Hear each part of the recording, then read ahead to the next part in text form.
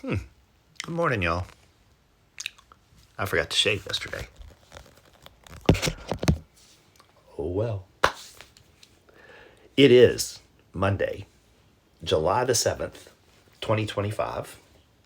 Time to grab your coffee. Time for coffee and a poem. This one is called The Woodpecker by Elizabeth Madox Roberts. The woodpecker pecked out a little round hole and made him a house in a telephone pole. One day when I watched, he poked out his head, and he had a hood and a collar of red.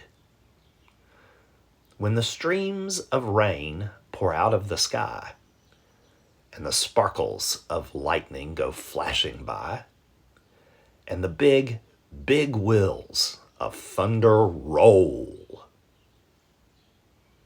he can snuggle back in his telephone pole.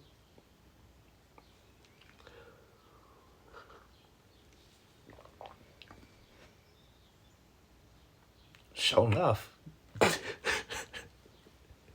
Have an amazing day, y'all.